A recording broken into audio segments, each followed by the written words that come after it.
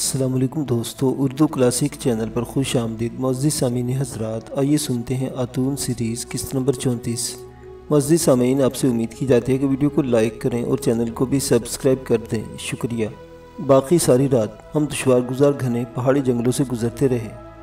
جب دن کی روشنی ہوئی تو ہم ایک پہاڑی عبور کر کے ایک پرفضا وادی میں پہنچ چکے تھے۔ سامنے نشیب میں مجھے کیلے کے درختوں کے جھنڈوں میں کتنے ہی جھونپڑے دکھائی دیے۔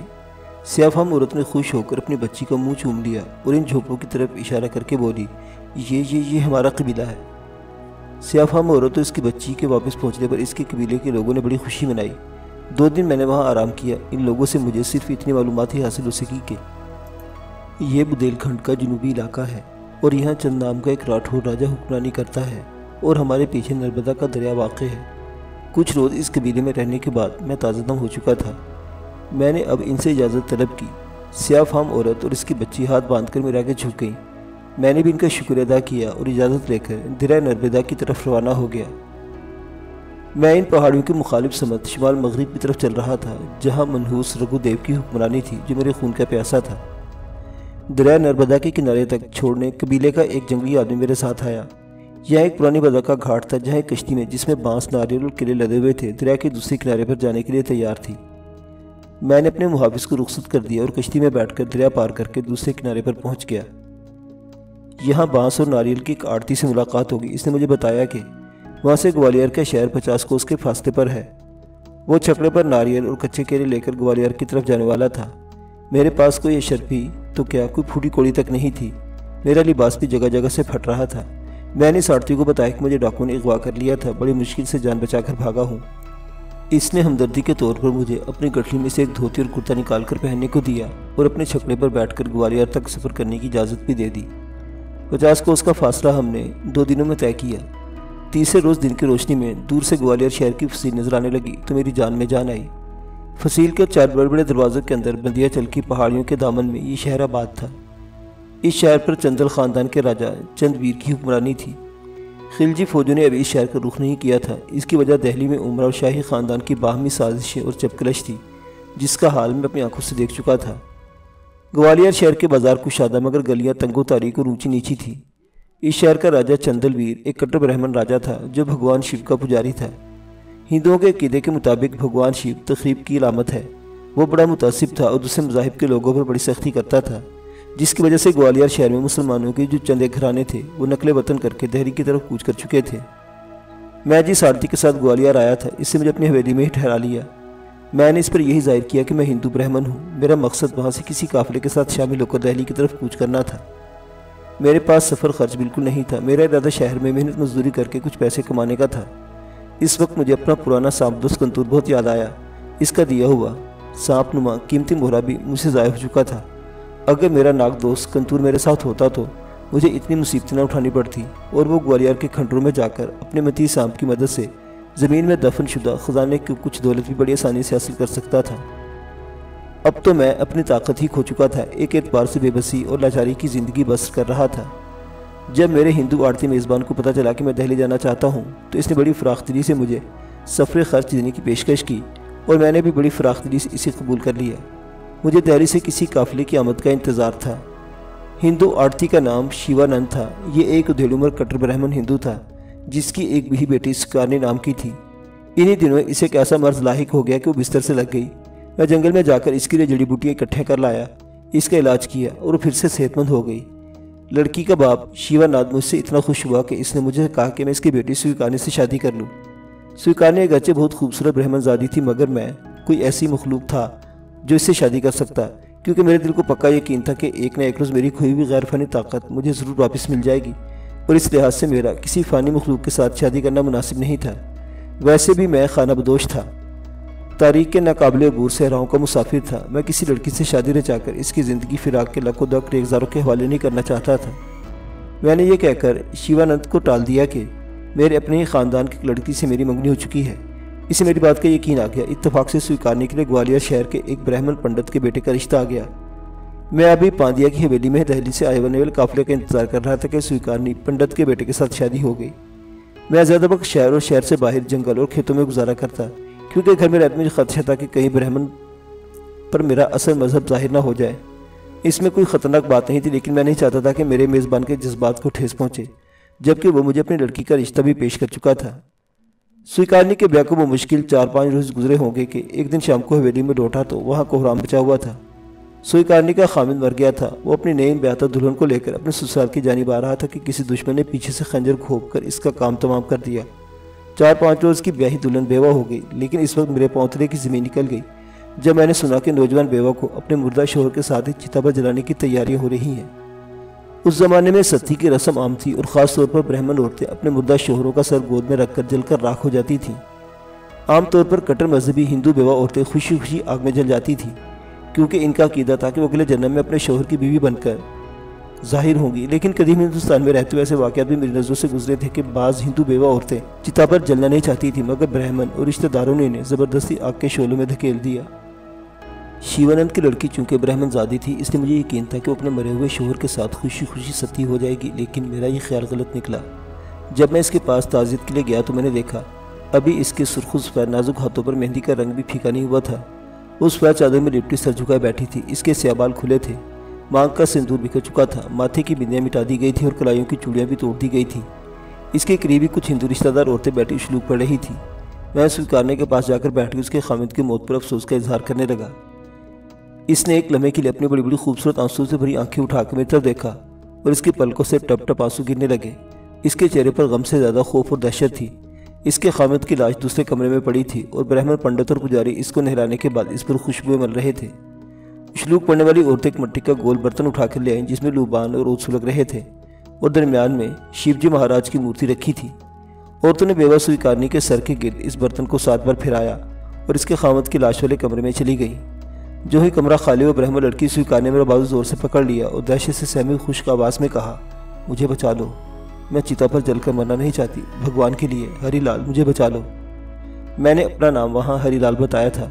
یہ سن کر میں کانپ سا اٹھا گئی، کیونکہ میں جانتا تھا کہ وہ عورت ستی ہونے سے نہ بچ سکے گی اور اسے ہر قیمت پر پنڈت اور اس کے رشتہ دار آگ میں جھونک دیں گے۔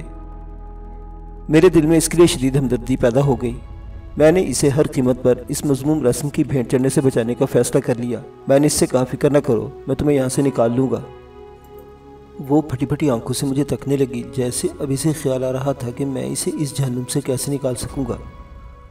اشلوک پڑتی عورتیں وہی مٹی کا برتن لیے پھر اندر آ گئیں اور اسے زمین پر رکھ کر مرتوں کا چاپ کرنے لگی۔ میں اٹھ کر دوسرے کمرے میں چلا آیا اور سویکارنی کے باپ کے پاس جا کر فرش پر بیٹھ گیا۔ وہ رو رہا تھا۔ میں اسے صبر کی تلقین کرنے لگا، لیکن میرا دماغ بڑی تیزی سے سوچ رہا تھا کہ سویکارنی کو اس حویلی سے کیسے نکالا جا سکتا ہے۔ یہ حویلی شہر کے کونے پر ایک گلی کے شروع میں واقع تھی اور اس کی ڈوڑی میں گھوڑے بندھے رہتے تھے۔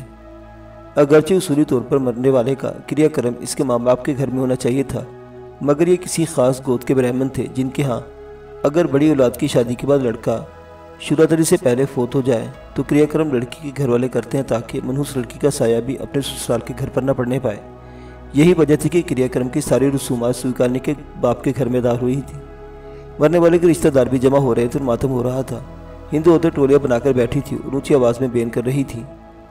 رات کا اندھیرا ہوتے ہی بیوہ سویکارنی کو کمرے میں لے جا کر چتا پر ستی ہونے کے لیے تیار کیا جانے لگا۔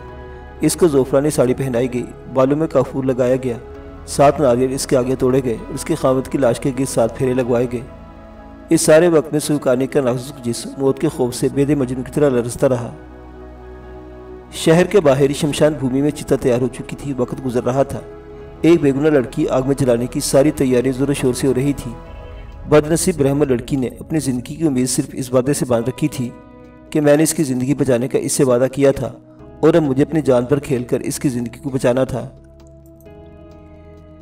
یہ میں پہلے ہی طے کر چکا تھا کہ دہلی سے جو قافلہ چلا ہے وہ 10 روز بعد گوالیار کے سرائے میں اترے گا اور پھر وہیں سے ایک تازہ دم قافلہ چھکڑوں، گھوڑوں اور اونٹوں پر سامان اور مسافر لاد کر 4 روز بعد دہلی کی طرف روانہ ہوگا۔ میرا منصوبہ یہ تھا کہ میں سویکارنی کو گوالیار سے کالندر کی طرف نکل جاؤں گا اور وہاں سے کسی قافلے میں شریک ہو کر دہلی کا کوچ کروں گا۔ رات کے 12 بجے تک بیچاری سویکارنی کو 2 بار غش آیا۔ رشتہ دار یہی کہتے کہ بیچاری کو اپنے پتی کی موت کا کتنا دکھ ہے، بار بار غش کھا رہی ہے۔ حالانکہ سویکارنی کو چتا میں جل کر راکھ ہونے کے خوف سے غش آ رہا تھا۔ سبھی رشتہ دار سویکارنی کو منحوس ڈائن بھی کہہ رہے تھے۔ اس نے بیاہ کے 5 روز بعد ہی اپنے خامد کو کھا لیا، چنانچہ کوئی بھی اور زیادہ دیر اس کے پاس نہیں بیٹھتی تھی۔ یہ بات میرے حق میں بہت زیادہ فائدہ مند ثابت ہوئی۔ میں نے 2-3 بار اندر جا کر دیکھ اس بات کا پتہ چلا لیا کہ جس کمرے میں سویکارنی کی چتا میں ستی ہونے کے لیے تیار کر کے بٹھایا گیا ہے اس کے پیچھے ایک تنگ کوٹری تھی جس کی ایک کھڑکی پیچھے اکبی گلی میں کھلتی تھی۔ اس لڑکی کو موت سے منہ کے نکالنے کا یہی راستہ تھا۔ میں نے رات کے دوسرے پہری بہانے سے بیڑی میں سے 2 تازہ دم گھوڑے نکال کر لے گیا تھا اور انہیں گلی سے دور ایک جگہ کھائی کے پاس درختوں میں باندھ آیا۔ میں شیو جی مہاراج کی مقدس مورتی میں ڈوبا ہوا تسلا بہانے سے لے کر کمرے میں آیا جہاں سوکانی سر جھکا بیٹھی تھی۔ مجھے دیکھ اٹھ کھڑی ہوئی بھگوان کے لیے۔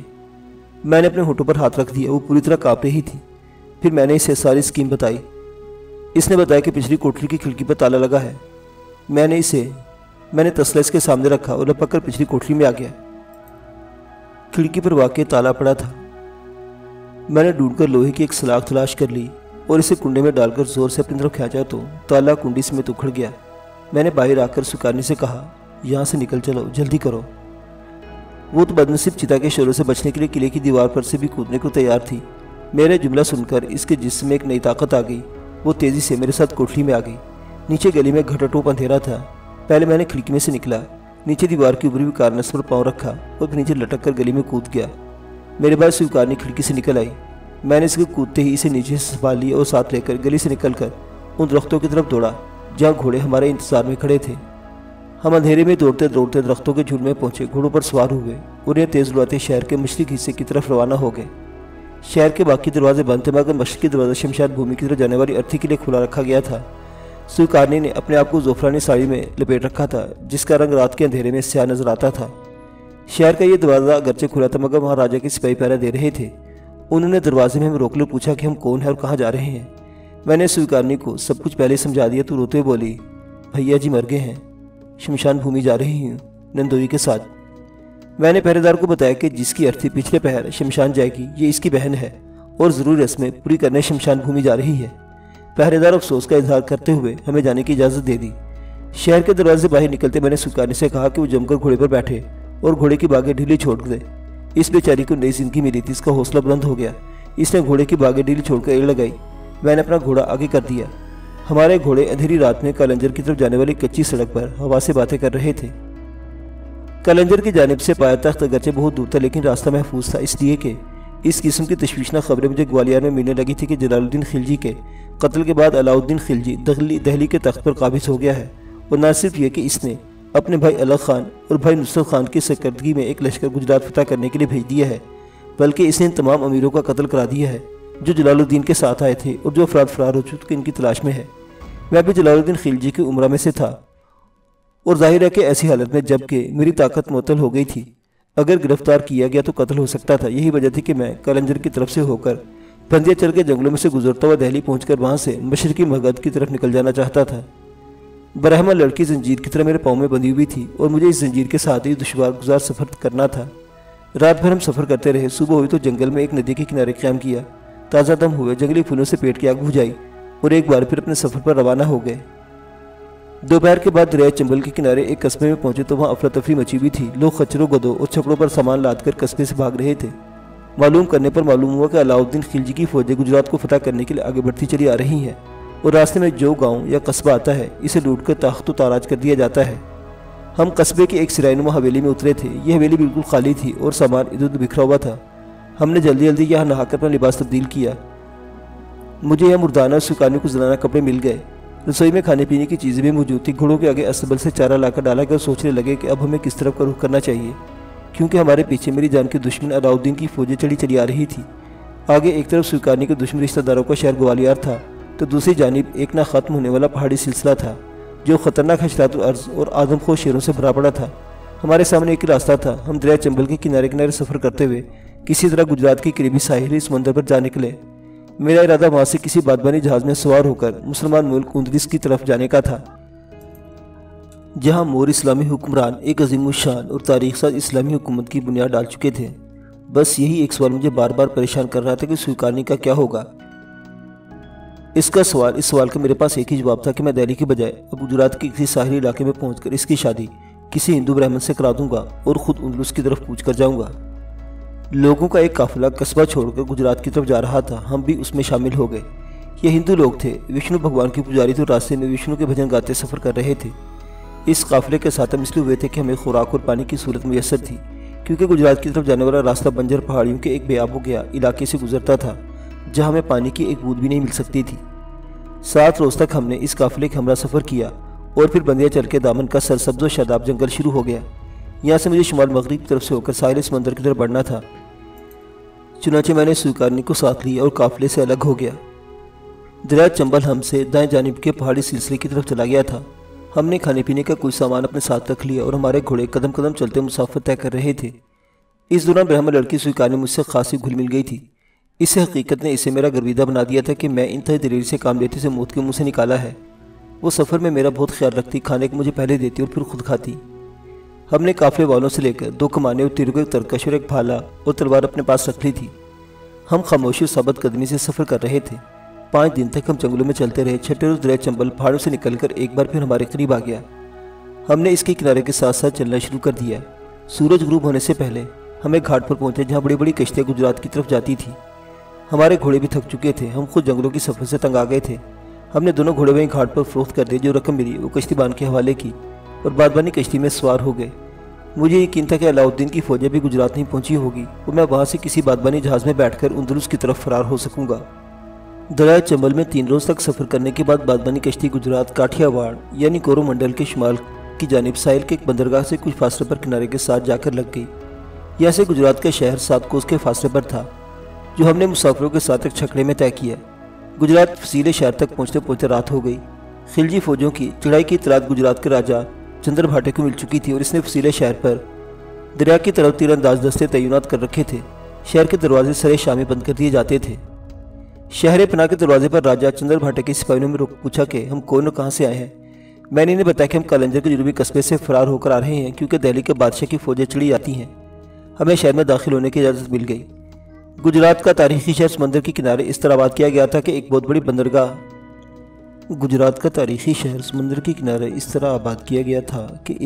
بندرگاہ شہر کے اندر ہی آ گئی تھی۔ جنوب کی طرف شہر کی فصیل سے باہر سومناتھ کے مندر کی وسیع عریض عمارت تھی۔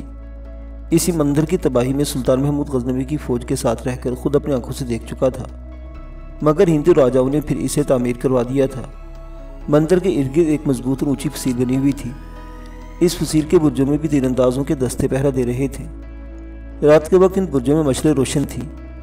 شہر گجرات سمندری تجارت کی وجہ سے بہت ترقی یافتہ تھا، لوگ خوشحال تھے، مگر خلجی بادشاہ کی فوج چڑھائی کی خبر نے شہر میں لوگوں کو پریشان کیا ہوا تھا۔ راجہ کے فوجی تلواریں اٹھائے جگہ جگہ گشت کر رہے تھے۔ فصیل شہر کے ساتھ بھاری فوج بھی متعین تھی۔ کھولتے ہوئے تیر کے بڑے بڑے کراؤ فصیل کے اوپر چڑھا دیے گئے تھے۔ شہر کے بس میں راجہ کا قلعہ تھا، اس قلعے کے باہر اور اندر بھی فوج تعینات تھی۔ گویا مسلمان لشکر سے مقابلے کی پوری تیاری ہو چکی تھی۔ ہم ایک سرائے میں آ گئے جہاں آس پاس کے دیہاتوں سے بھاگ کر آئے ہوئے لوگ پناہ گزین تھے۔ یہاں لوگوں کو راجہ کی طرف سے مفت کھانا ملتا تھا۔ سویکارنی رات کو دال بھات کھانے کے بعد کہنے لگی، مسلمانوں کی فوج جس ملک پر چڑھائی کرتی اس پر قبضہ کر لیتی ہے۔ اگر یہاں بھی مسلمان آ گئے تو ہمیں زندہ نہیں چھوڑیں گے۔ میں خود اس خیال سے پریشان تھا، لیکن میرے ذہن میں اسکیم تھی کہ میں صبح بندرگاہ پر جاؤں گا اور معلوم کروں گا کہ کوئی بادبانی جہاز دوسرے ملک کی طرف جا رہا ہے یا نہیں۔ اگرچہ شہر کی ہنگامی صورتحال کو دیکھ کر مجھے شک ہو گیا تھا کہ ایسی حالت میں شاید ہی کوئی جہاز بندرگاہ سے روانہ ہو۔ بہرحال میں نے سویکارنی کو یہ کہہ کر تسلی دی کہ مسلمان فوجی عورتوں پر ہاتھ نہیں اٹھاتے۔ وہ میری طرف دیکھ کر بولی، تمہاری جان تو خطرے میں ہوگی، پھر میں کیا کروں گی، کہاں جاؤں گی؟ میں نے اس موقع پر اسے دل کی بات بتا دی۔ سویکارنی، میں چاہتا ہوں کہ تم یہاں کسی شریف ہندو برہمن سے بیاہ رچا لو، میں اس سلسلے میں تمہاری مدد کروں گا۔ سویکارنی میرے چہرے کو تکنے لگی، اس کی آنکھوں میں اداسی تھی۔ اس نے خشک ہونٹوں پر زبان پھیرتے آہستہ سے کہا، میں کسی دوسرے سے بیاہ نہیں کروں گی۔ میں جانتا تھا کہ مجھ سے کیا کہنا چاہتی ہے، اس لیے خاموش ہو گیا۔ میں نے اس منصوبے پر غور کرنا شروع کر دیا، کیوں نہ سویکارنی کو بھی ساتھ لے کر شہر سے نکل جاؤں۔ ابھی میں اس منصوبے پر غور ہی کر رہا تھا کہ ایک روز صبح صبح شہر میں شور مچ گیا کہ مسلمانوں کی فوج آ گئی ہے۔ لوگ گھروں میں گھس کے مکانوں کے دروازوں کو اندر سے بند کر لیا۔ فوج شہر فصیل پر چڑھ گئی۔ مسلمان فوجوں نے شہر پر حملہ شروع کر دیا۔ فصیل پر سنگباری شروع ہو گئی۔ 2 روز تک سنگباری جاری رہی، مگر فصیل اتنی پکی تھی کہ سوائے معمولی نقصان کے اس پر کچھ اثر نہ ہوا۔ علاؤالدین خلجی کا بھائی الغ خان خود فوج کی قیادت کر رہا تھا۔ اس نے خاص فوجی دستے کو تیار کیا، جس نے اپنی جان کی بازی لگا کر 3 جگہوں پر سے فصیل کی نیچے زمین کھود کر بارود بھر دیا۔ پھر اسے آگ لگا دی گئی۔ دھماکے ہوئے اور شہر کی فصیل 3 جگہوں سے منہدم ہو گئی۔ مسلمان لشکری اللہ اکبر کے نعرے لگاتے شہر میں داخل ہو گئے۔ گلیوں بازاروں میں جنگ شروع ہو گئی۔ اسلامی لشکر کا دباؤ بڑھتا جا رہا تھا۔ انہوں نے راجہ چندر بھاٹے کے قلعے کی دیوار بھی بارود سے اڑا دی اور قلعے میں داخل ہو گئے۔ شہر فتح ہو گیا، راجہ چندر بھاٹے کو گرفتار کر لیا گیا۔ اس کی رانی کملا دیوی کے ساتھ ایک غلام بھی گرفتار ہوا جو بعد میں ملک کافور کے نام سے مشہور ہوا۔ ہم لوگ اس دوران سرائے کے زمیندوز تہہ خانے میں چھپے رہے، لیکن بہت جلد شاہی فوج کے سپاہی وہاں بھی پہنچ گئے اور دوسرے لوگوں کے ساتھ ہمیں بھی گرفتار کر لیا گیا۔ ابھی تک میری شناخت نہ ہوئی تھی، میرے سر پر موت کا شدید خطرہ منڈرا رہا تھا۔ میں جانتا تھا کہ جب مجھے علاؤ الدین خلجی کے بھائی اور سپہ سالار الغ خان کے سامنے پیش کیا جائے گا تو مجھے پہچان لے گا کہ میں جلال الدین خلجی کا مصاحب خاص تھا اور اس وقت میری گردن اڑا دی جائے گی۔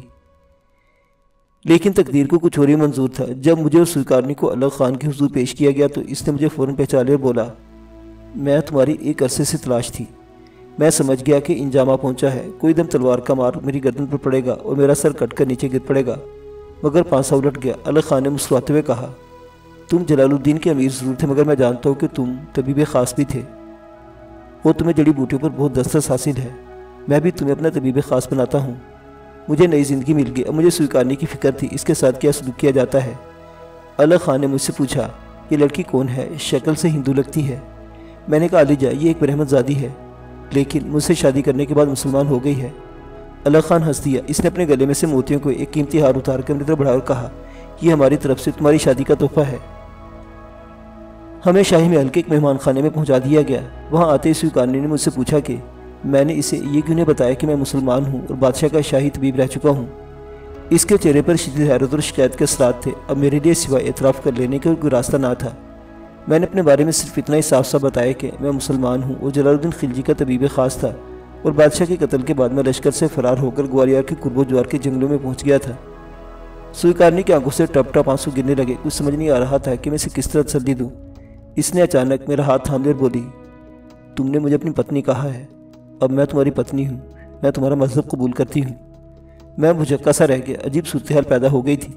میں سویکارنی سے شادی نہیں کرنا چاہتا تھا، مگر اس نے اسلام قبول کرنے کا اعلان کر کے مجھ پر ایک بھاری ذمہ داری عائد کر دی تھی۔ اب میرا فرض تھا کہ اسے ہلکا بگوش اسلام سے منع نہ کروں اور اس سے شادی کر لوں۔ میں نے سویکارنی سے کہا، مجھے ایک دن سوچنے کی مہلت دو۔ سویکارنی آنسو پوچھتی خوابگاہ میں چلی گئی۔ میں پریشانی کے عالم میں ٹہلنے لگا۔ جتنا سوچتا اس نتیجے پر پہنچا کہ سویکارنی سے شادی کرنا میرا دینی فرض بن چکا ہے۔ دوسرے روز میں نے سویکارنی کو ساتھ لے اور لشکر کے مولوی صاحب کے خیمے میں جا کر ان سے کہا کہ یہ عورت زبانی طور پر ہلکا بگوش اسلام ہونے کا اقرار کر چکی ہے، لیکن میں چاہتا ہوں کہ آپ باقاعدہ طور پر اسے کلمہ پڑھا کر مسلمان کریں۔ مولوی صاحب نے اسے کو سویکارنی کو سامنے بٹھا کر کلمہ پڑھایا اور میرے اصرار پر ہمارا نکاح پڑھا دیا۔ سویکارنی میری منقوہ بیوی بن گئی۔ میں نے اس کا اسلامی نام زبیدہ رکھا۔ میرا نام وہی عبداللہ ہی تھا۔ گجرات پر قبضہ کرنے کے بعد ہم بھی الغ خان کی فوج کے ساتھ پایا تخت دہلی آ گئے۔ میں الغ خان کے محل میں اس کے طبیب خاص کی حیثیت سے تعینات رہا۔ معزز سامعین حضرات، تاریخ کے مسافر کی یہ سنسنی خیز داستان ابھی جاری ہے، بقیہ واقعات اگلی قسط میں۔ دیکھتے رہیے اردو کلاسک۔ اللہ حافظ۔